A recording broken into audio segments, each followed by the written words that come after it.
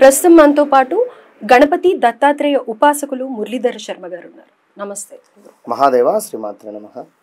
గురుగారు, ఇప్పటికీ ఎంతో మంది గురువులు ఎన్నో నరదృష్టి పరిహారాలు చెప్పినప్పటికీ ఎన్ని చేసినా మాకు నయం అవ్వట్లేదు, పెద్ద పెద్ద పూజలు చేయించాము, లేకపోతే ఎన్నో హోమాలు చేయించాము అని అనేసి ఎంతో మంది బాధపడుతూ ఉంటారు. అలాంటి వారికి సింపుల్గా అసలు ఇంకా మళ్ళీ అలాంటి ప్రాబ్లం నరదృష్టి అనేది వాళ్ళ ఇంట్లో కానీ వాళ్ళకి కానీ లేకుండా ఉండాలి అంటే ఏదన్నా ఒక అద్భుతమైన పరిహారం చెప్పండి. తప్పకుండా అమ్మ. ఇక్కడ విషయం ఏమిటంటే అసలు నరదృష్ట లేదా కొంత మనకు చెడు చేసేటువంటి వారు కూడా ఉన్నారు ఈ యొక్క సమాజంలో. కనుక కొంత నరదృష్టి అనేటువంటిది అది నిజంగానే జరుగుతున్నదా, కొంత మన ఊహ ఏమైనా ఉంటుందా, లేదా మన జాతకంలో శనికి సంబంధించినటువంటి పీరియడ్ వచ్చినా కూడా మనకు నరదృష్టిగానే ఉంటుంది. మన జాతకంలో పంచమాతు శని భగవానుడు ఉన్నా కూడా బ్లాక్ మ్యాజిక్ లైక్ ఇదే మనకు నరదృష్టి అనేటువంటి పరిస్థితి ఉంటుంది. అయితే ఇక్కడ చాలా అంటే ఎన్నో కూడా చాలా ఛానల్స్లో కూడా నేను చెప్పి ఉన్నాను. నరదృష్టికి సంబంధించి ఏదున్నా నరదృష్టి అనేటువంటిది మన మీద ఉంది అంటే వాస్తవానికి ఎదుగుదల అనేటువంటిది చాలా డౌన్ఫాల్ ఉంటుంది. మంచి ఉద్యోగం చేస్తున్నారా వాడు అబ్బా అనుకుంటే కథమే, ఆ ఉద్యోగములో ఏమైనా ఆటంకాలు జరగవచ్చు. ఇవాళ రేపు ఒక కారు కొందామన్నా భయమే. ఇందాక ఏదో వీడియోలో చెప్పాను, వారు ఏదో అపార్ట్మెంట్ తీసుకొని ఉన్నారు, గృహప్రవేశానికి ఆడబిడ్డ అవసరం పడుతుంది కదా, ఆడబిడ్డకు కాదు ఎవరికి చెప్పకుండానే వారు నలుగురే గృహప్రవేశం చేసుకుంటున్నారు. అయ్యో ఎందుకు అట్లా అంటే నలుగురికి తెలిస్తే ఏడుపు బాగుంది మా మీద. అంటే ఇవాళ రేపు ఎవరో బయట వాళ్ళ వల్ల బాధపడడం కాదు, ఇంట్లో వాళ్ళతో మన సొంత వాళ్ళతోనే బాధపడే రోజులు దగ్గరికి వచ్చుడు ఎక్కడిది నిజం.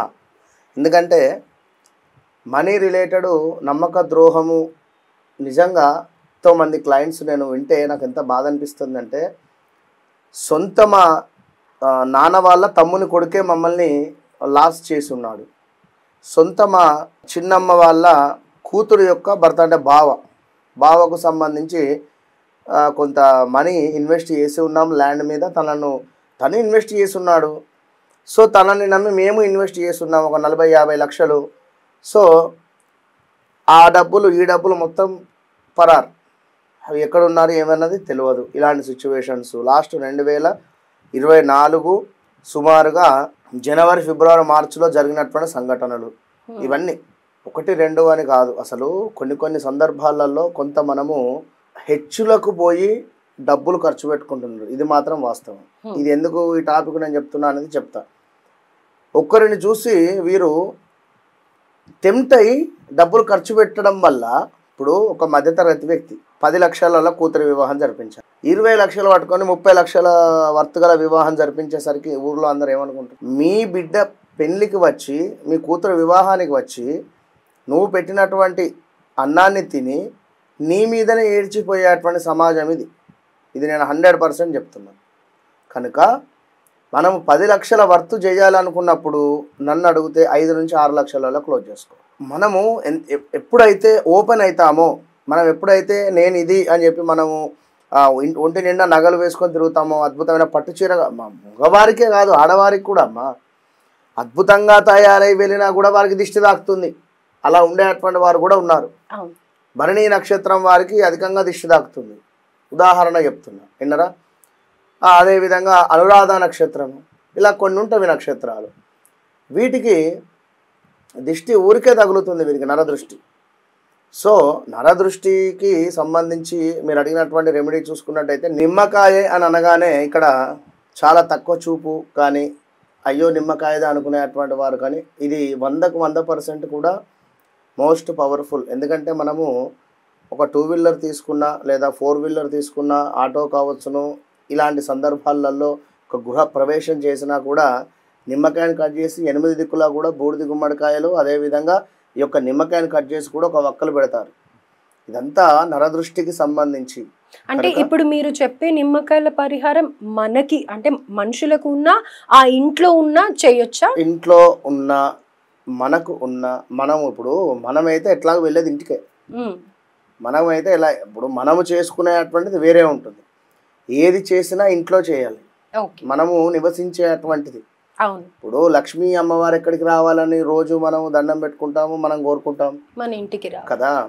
అదే మన ఇంటికి అమంగళంకరమైనటువంటి విషయాలు కానీ, ఇలా అలక్ష్మి కానీ, లేదా ఇలా నరదృష్టి కానీ వచ్చినా కూడా ఇంటి నుండి మనము కాస్త తరిమివేయాలి అనేటువంటి విధంగా 4 నిమ్మకాయలను కూడా తీసుకొని 4 దిశలుగా హాల్లో, మీ యొక్క కిచెన్లో, మీ యొక్క బెడ్రూమ్లో, మాస్టర్ బెడ్రూమ్లో, అన్ని చోట్ల 4 దిశలు అయితే ఉంటుంది.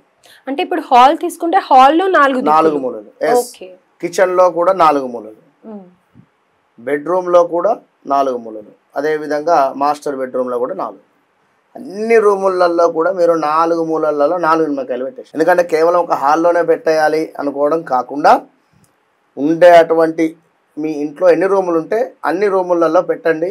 పెట్టిన తర్వాత ఇది ఒక రాహుకాలం సమయంలో మనకు సుమారుగా కూడా గురువారం లేదా ఆదివారం చూసుకొని పెట్టండి. ఆదివారం అయితే మనకు 4:30 నుండి 6 ఆ ప్రాంతం వరకు ఉంటుంది.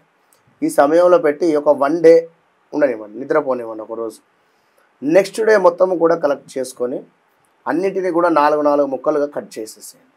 కట్ చేసేసి కాస్త పసుపు కుంకుమ వేసేసి వీటిని ఎవరు తొక్కని ప్రదేశంలో, చెరువు ఒడ్డుకు కానీ, లేదా నది ఒడ్డుకు కానీ, లేదా చెట్లల్లో, అంటే కాస్త ఎవరు త్రొక్కని ప్రదేశాలలో పారేసేటువంటి ప్రయత్నం చేయండి. దీనివల్ల 100కు 100% కూడా ఇంట్లో ఉండేటువంటిది కావచ్చును, మీ ఒంట్లో ఉండేటువంటి నెగిటివిటీ అనేటువంటిది పోతుంది. ఇక మరీ ముఖ్యంగా ఒకవేళ మీ ఒంట్లో నరదృష్టి ఉంది అనుకునేటువంటి వారు ఏం చేయాలి అంటే లవంగాలు, మిరియాలు, పచ్చకర్పూరము, అదేవిధంగా మనకు ఇలాచీలు. నేను చాలాసార్లు చాలా వీడియోలో చెప్పి ఉన్నాను, మరలా చెప్తున్నాను.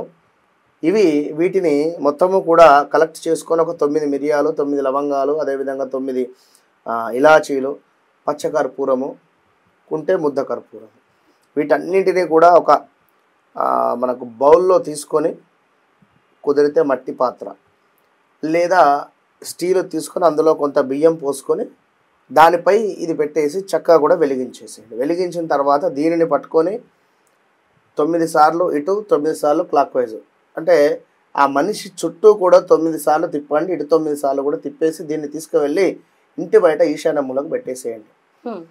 ఇంటిలో ఉండేటువంటి నరదృష్టి నిమ్మకాయలు, ఒంట్లో ఉండేటువంటి నరదృష్టికి సంబంధించి ఈ పరిహారం చేసుకునేటువంటి వారికి ఖచ్చితంగా 3-4 రోజులలోపే, 11 రోజుల్లోపే వీరికి 100% రిజల్ట్ కనబడుతుంది. రైట్. ఒక్కసారి చేస్తే సరిపోతుంది అంటారు. ఒకసారి చేస్తే వీరికి వితిన్ 1 వీక్లో రిజల్ట్ కనబడుతుంది. దాని తర్వాత బాగుంది అనుకునేటువంటి సందర్భం కానీ, ఎవరైతే ఒక్కసారి చేస్తే బాగుంది అనుకున్నప్పుడు నెలకు ఒకసారి చేయండి. రైట్ గురుగారు. సో అద్భుతమైన సింపుల్ పరిహారం అని చెప్పుకోవచ్చు.